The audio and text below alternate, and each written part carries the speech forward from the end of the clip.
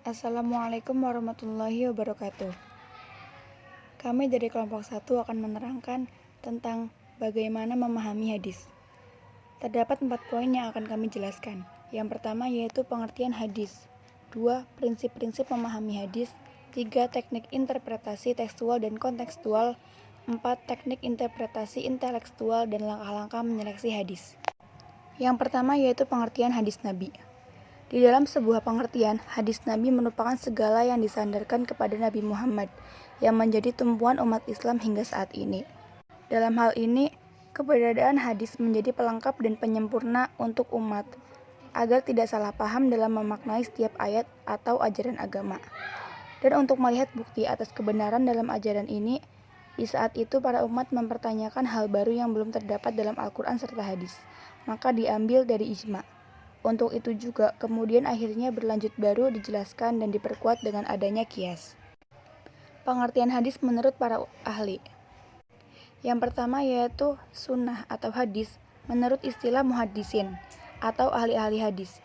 Ialah segala yang dinukilkan dari Nabi Muhammad SAW baik berupa perkataan, perbuatan maupun takrir, pengajaran, sifat, perilaku, perjalanan hidup Nabi Muhammad SAW sebelum dan sesudah diangkat menjadi Rasul maupun sesudahnya. Sebagian besar muhadisin menegaskan bahwa sunnah dalam arti ini menjadi muradif bagi kata hadis. Yang kedua yaitu as-sunnah menurut istilah syara', yaitu sesuatu yang datang dari Rasulullah SAW baik berupa perkataan, perbuatan, ataupun pengakuan. Yang ketiga yaitu hadis menurut ahli hadis di antara Al-Hafidz dalam Syah Al-Bukhari dan Al-Hafidz dalam Syahwani, ialah segala ucapan, perbuatan, dan keadaan Nabi Muhammad SAW termasuk dalam keadaan beliau, segala yang diriwayatkan dalam kitab sejarah seperti kelahiran, tempat, dan bersangkut paut dengan itu, baik sebelum dibangkitkan sebagai Rasul maupun sesudahnya. Yang kedua, prinsip-prinsip memahami hadis Nabi. Fakta yang terdapat dalam hasanah hadis yaitu ditemukannya hadis-hadis yang kontradiktif dan problematis. Terdapat sejumlah teori yang telah dibuat oleh para ulama sebagai cara penyelesaiannya. Di antara teori-teori tersebut, ada prinsip-prinsip yang sebaiknya dikuasai oleh peminat studi agar nilai spiritual dalam sabda kenabian fungsional dalam kekinian hidup manusia yaitu 1. Prinsip konfirmatif, yaitu mengkonfirmasi makna hadis dengan petunjuk Al-Quran karena sumber dari prinsip hadis adalah Al-Quran, sedangkan hadis adalah bayan bagi Al-Quran. Kedua, prinsip tematis komprehensif. Teks-teks hadis dipahami sebagai kesatuan yang integral, sehingga dalam pemaknaannya harus dipertimbangkan hadis lainnya yang relevan guna pencarian makna yang komprehensif. Ketiga, prinsip linguistik. Mengingat hadis terlahir dalam wacana kultural dan bahasa Arab, maka prosedur-prosedur gramatikal bahasa Arab harus diperhatikan. Yang keempat, prinsip historik, yaitu memahami latar belakang sosiologi masyarakat Arab secara umum maupun situasi khusus yang melatar belakangi munculnya hadis Nabi, termasuk di dalam kapasitas dan fungsi Rasul Allah ketika menyampaikan hadis dan sabdanya. Kelima, prinsip realistik, yaitu selain memahami latar situasional masa lalu di mana suatu hadis muncul, juga memahami latar situasional kekinian masyarakat dengan melihat realitas kehidupan dan problem krisis yang dialami. Keenam, prinsip distingsi etis dan legis, bahwa hadis-hadis hukum tidak saja dipahami sebagai kumpulan aturan perundangan, lebih dari itu ia memuat nilai-nilai etis yang dalam. Ketujuh, prinsip distingsi instrumental dan intensional. Hadis Nabi selain memiliki dimensi instrumental atau wasilah yang sifatnya temporal dan partikular, juga memiliki dimensi intensional atau ghoyah yang sifatnya permanen dan universal. Dalam hal ini, niscaya untuk diketahui antara metode yang ditempuh dengan tujuan asasi yang dikehendaki diwujudkan oleh Rasul Allah terkait dengan sabda-sabdanya. Kemudian yang terakhir, kedelapan, menginterkoneksikan dengan teori-teori sains modern untuk mendapatkan kejelasan makna tentang isyarat-isyarat ilmiah yang tergantung dalam hadis-hadis sains. Tiga yaitu teknik-teknik memahami hadis Nabi. Teknik interpretasi. Teknik interpretasi ini dapat diartikan sebagai metode atau cara menafsirkan sesuatu, di mana pada tulisan ini adalah teknik interpretasi terhadap hadis. Macam interpretasi yakni: yang pertama, interpretasi tekstual. Interpretasi tekstual adalah teknik pemahaman terhadap matan hadis berdasarkan teksnya semata. Teknik interpretasi ini juga cenderung mengabaikan latar belakang peristiwa hadis atau asbab al-wurud. Penggunaan teknik ini didasarkan pada setiap ucapan dan perilaku Nabi Shallallahu Alaihi Wasallam. Hal tersebut erat hubungannya dengan konteks kewahyuan bahwa segala sesuatu yang disandarkan kepada Rasulullah adalah wahyu. Sebagaimana dalam Quran Surat An-Najm ayat 3-4 yang berbunyi, dan tiadalah yang diucapkan itu Al-Quran menurut kemauan hawa nafsunya. Ucapannya itu tiada lain hanyalah wahyu yang diwahyukan kepadanya. Karena itu, apa yang dinyatakan secara terang sebagai hadis Nabi seharusnya dilakukan pemahaman seperti apa adanya, kecuali dijumpai kesulitan, maka harus ditakwilkan.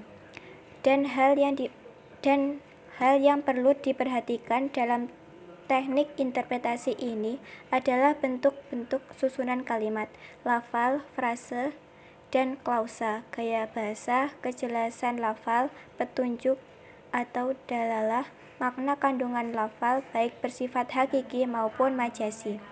Adapun pendekatan yang digunakan untuk teknik interpretasi ini adalah pendekatan teologi formatif, linguistik, dan teologis atau kaidah-kaidah usul fikih. Yang kedua, interpretasi kontekstual.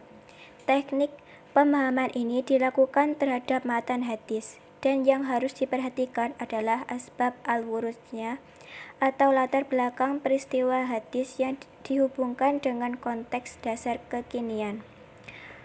Penggunaan teknik ini didasarkan pada Rasulullah Shallallahu Alaihi Wasallam sebagai teladan yang baik, uswatun hasanah, sebagaimana dinyatakan dalam Quran Surat Al-Ahzab ayat 21 yang berbunyi, sungguh telah ada pada diri Rasulullah itu suri teladan yang baik bagimu, yaitu bagi orang yang mengharap rahmat Allah dan kedatangan hari kiamat dan yang banyak mengingat Allah.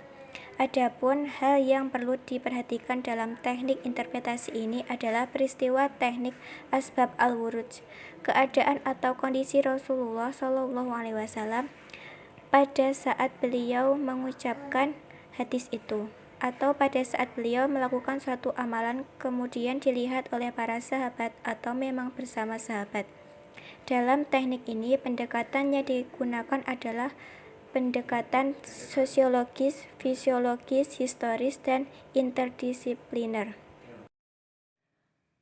Kemudian teknik yang selanjutnya yaitu teknik interpretasi intertekstual.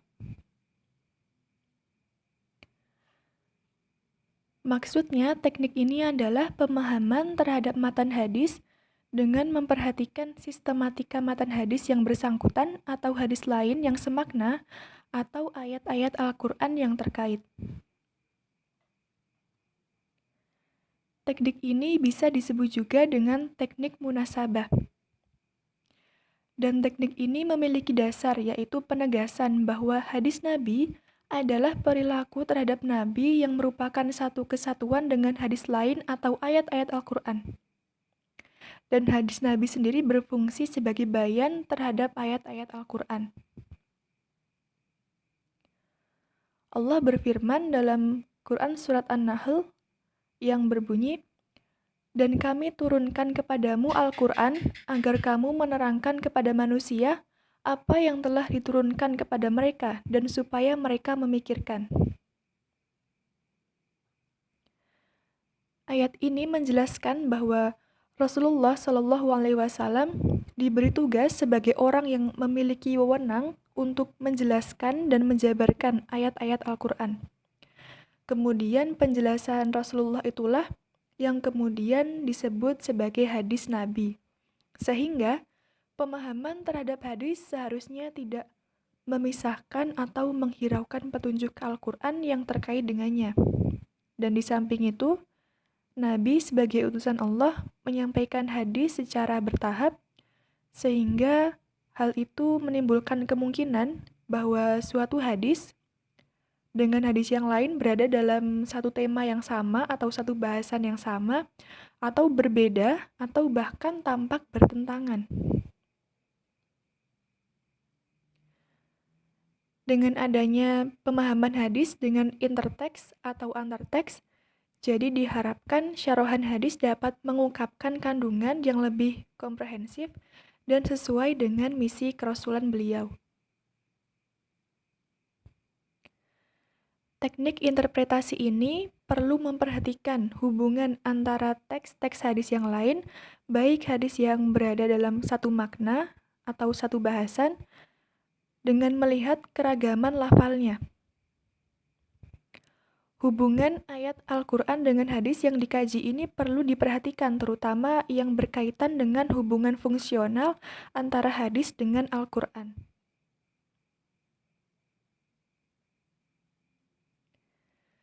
Dan selain ketiga teknik di atas, Ali Mustafa Yakub juga mengimbuhkan metode memahami hadis Nabi yang salah satu metodenya erat kaitannya dengan metode al-tafsir al-maudu'i atau tafsir tematik.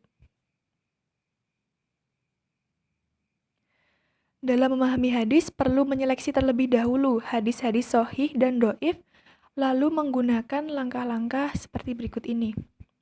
Langkah yang pertama yaitu mengumpulkan semua riwayat dalam tema yang sama. Jadi hadis-hadis dikumpulkan terlebih dahulu yang memiliki bahasan atau makna yang sama. Kemudian langkah selanjutnya mengkritisi riwayat-riwayat tersebut dengan menyeleksi hadis mana yang sahih dan hadis mana yang dhaif. Langkah selanjutnya yaitu mengambil riwayat yang sahih, lalu meninggalkan yang tidak sahih, mengambil hadis yang makmul atau hadis yang berlaku, dan meninggalkan hadis yang tidak berlaku. Misalnya hadis yang telah dinasakh. Kemudian langkah selanjutnya, mengambil teks hadis yang maknanya jelas, kemudian diseleksi dari teks-teks yang petunjuk maknanya tidak jelas. Lalu setelah itu menafsirkan teks-teks hadis yang tidak jelas petunjuk maknanya dengan teks hadis yang jelas maknanya berdasarkan kaidah lafaz yang jelas dapat menafsirkan lafaz yang tidak jelas.